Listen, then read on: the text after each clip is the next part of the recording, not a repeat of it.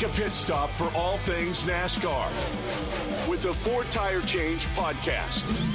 Here is your host, Dawson Iserlo.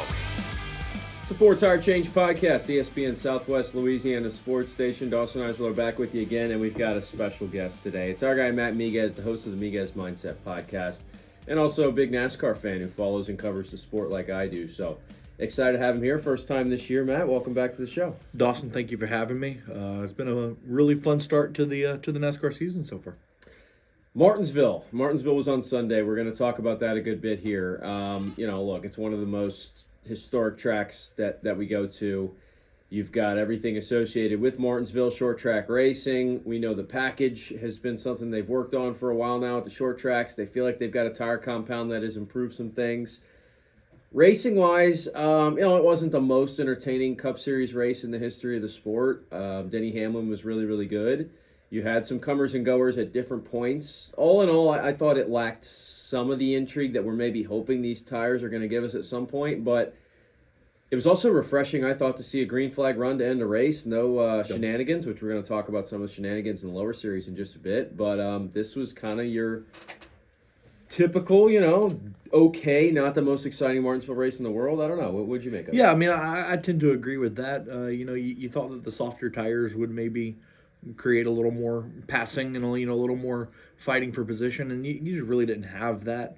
And I know Martinsville is a lot of single file racing because of how narrow the track is compared to others. But look, at the end of the day, Denny Hamlin continued to dominate at a track that he has dominated at his whole career. He won for the 6th time in his career. He's led over 2,500 laps there now, the most of any driver.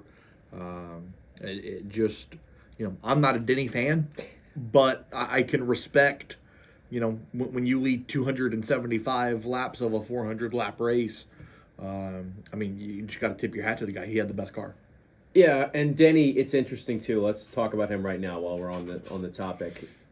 Forever it's been, can he get the championship? I think at some points it's a sport that's so unique now where I think you have a lot of, there's an angle you can look at this and go, well, it's a somewhat gimmicky system right now to win a championship anyway, whereas if he'd have gotten one at the beginning of his career, I don't want to say it would have meant more, but it's so tough. Like, you can be the most dominant driver all season long and not have it. I don't know if he's going to shift the focus or not.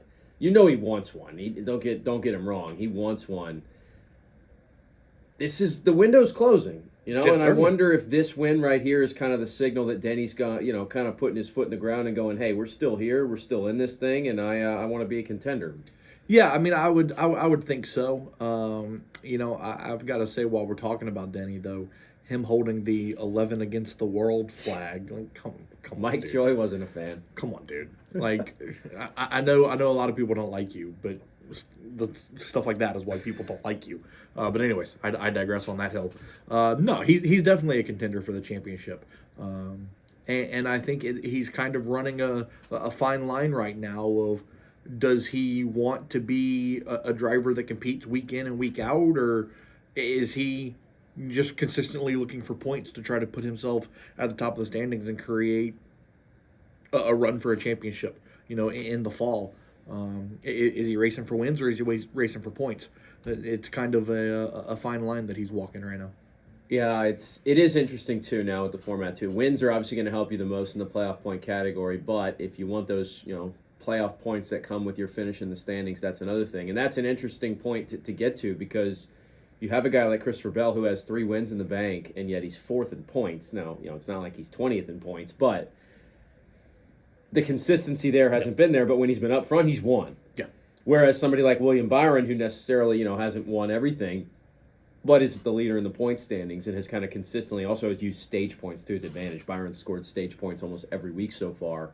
Look, it's the heavy hitters at the top. It's your Gibbs and Hendrick cars, what make up 1 through 6, I think, in the standings right now. When you get all the way from Byron down to Hamlin before you get to the first 2311 car, who are actually 7th and 8th, Reddick and Bubba Wallace, which Bubba's had a really solid start to the season. In some ways, this is what we've expected. There's been some, I've been really impressed with Ryan Preece so far. I mean, he's still hanging right around the top 10 in points. And was going to, ended up having a nice run at Martinsville again for the majority of the day. What's jumped out at you, early season here? Has anything stood out? I've been impressed with Chase Briscoe. Especially after the penalty. Especially after the penalty, right? Still got a top 10.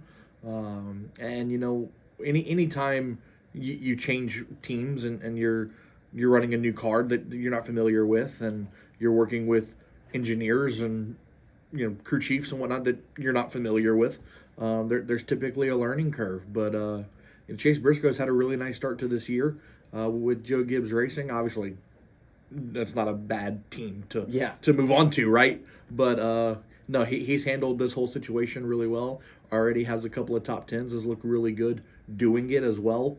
They're building a ton of momentum early on, and they're going to be a competitor down the stretch.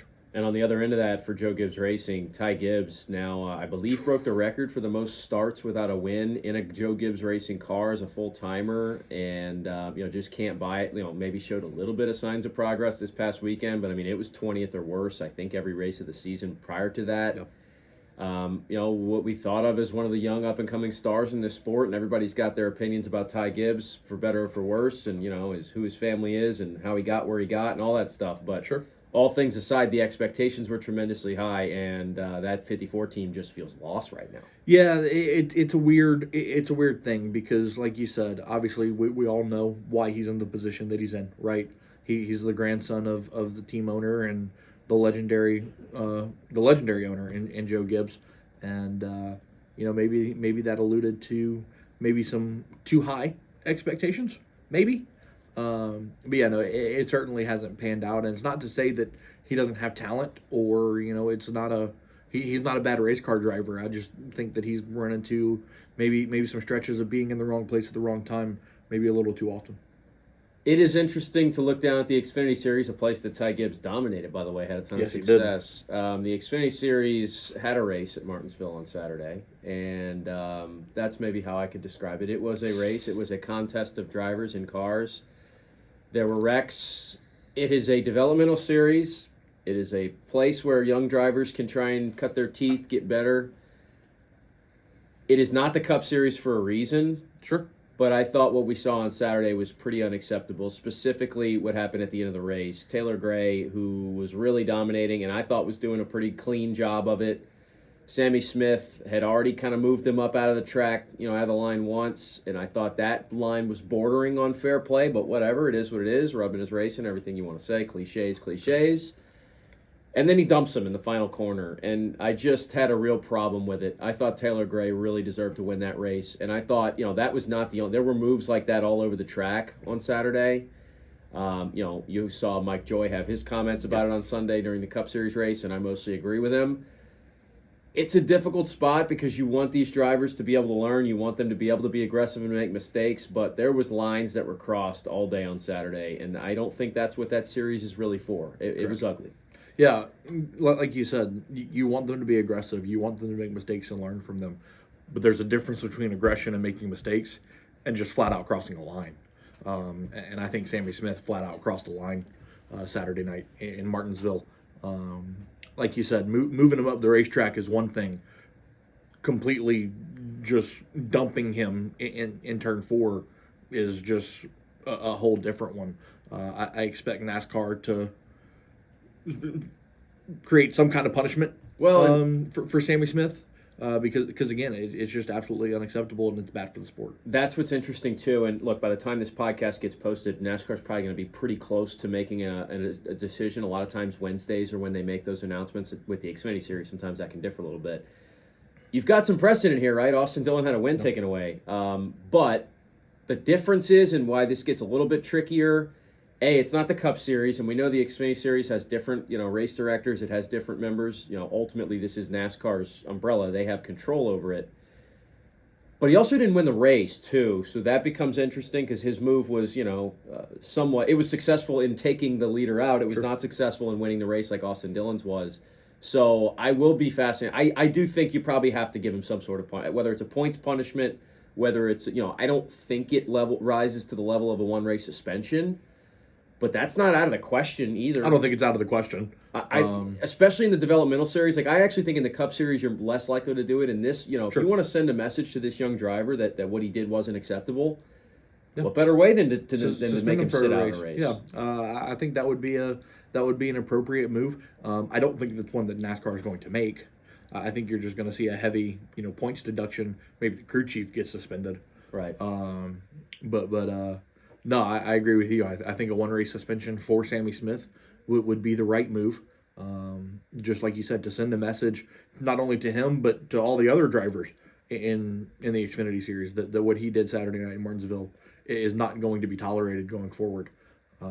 Because again, it's just I can't say this enough. It's bad for the sport.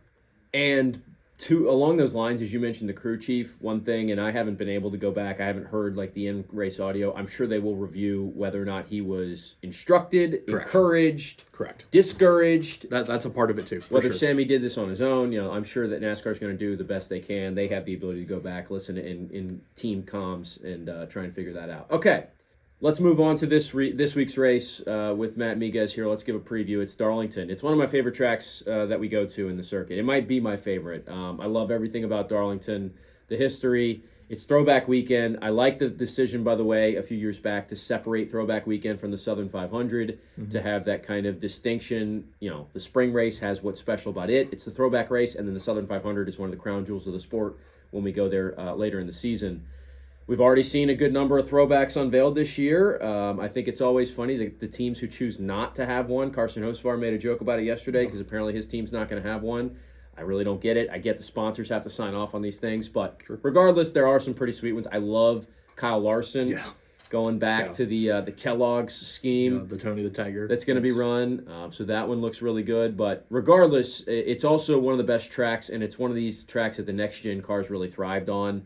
That tire degradation, the comers and goers, the ability to run different lines. You can run the high line, you can rip the wall, but you can also make some moves into the corners. Darlington's different. Each corner is completely its own thing. It's not a cookie-cutter track by any stretch of the imagination. So this is one that I look forward to every year, and I'm excited to watch this. So let's make you make a pick. Let's see if we can get one of these, right? Who you got at Darlington on Sunday in the Cup Series? It's the Lady in Black. I mean, the Darlington is such a special track because, like you talked about, every turn is different, every corner is different, and I think that has to do with it being one of the older tracks in the series. The asphalt and the concrete's kind of dipped and eroded away and has made some things really interesting. I love the thing I love most about Darlington is seeing the two different strategies or the multiple strategies from different teams. Right, some teams love to stay against the wall and ride that high line. Some teams like to get a little more aggressive down the bottom. And so that's always a fun test of strategy at Darlington. My winner, I'm going to go with Joey Logano. Wow. He's always good at Darlington. And he was really good at Darlington a couple of years ago. Obviously, he had to spin William Byron to do it, but kind of a little Sammy Smith page there. That one, and you know what? I didn't mean to get into that conversation again, and we're kind of running out of time here, so it's fine. But that is one of the real precedents where NASCAR didn't penalize a driver. That I think then I'm sure Austin Dillon's team probably brought that up in their argument. I brought last year. Up when Austin Dillon, that's where NASCAR. It's like, but that's the thing. This is gray area, and it's so difficult to officiate gray area, but. They try to let these guys police themselves. Okay, you're going with Logano. I'm going to pick Kyle Larson. I know he's coming off the win 2 weeks ago. The 5 teams got momentum. We talked about Hendrick having their speed. They're all in the top 5 of points right now. I mean, think about that. You've got 4 drivers in the top 5. That shows you that they've got the consistency. They're going to a place that they've got a lot of history at. Throwback Weekend. That paint scheme maybe is playing into my pick just a little bit. I wouldn't mind seeing that 5-car run up front with the way that they're going to be rocking the old Kellogg's throwback. So the Hendrick Cars version of the Kellogg's throwback, by the way. Right. Give me Kyle Larson, but I love Darlington, man. This is going to be fun. All right. Appreciate Matt Miguez for coming on. We are going to have a 1-week hiatus. We'll have 2 weeks of racing to recap when we return the following week. It's our one little intermission here in the 4-Tire Change this season. This man's got to go get married. Maybe so. Yeah, might do that in the break as well. We'll see. But regardless, appreciate Miguez. Appreciate you all for checking in. Continue to like, comment, subscribe. Darlington will be fun. We'll be back in 2 weeks to recap.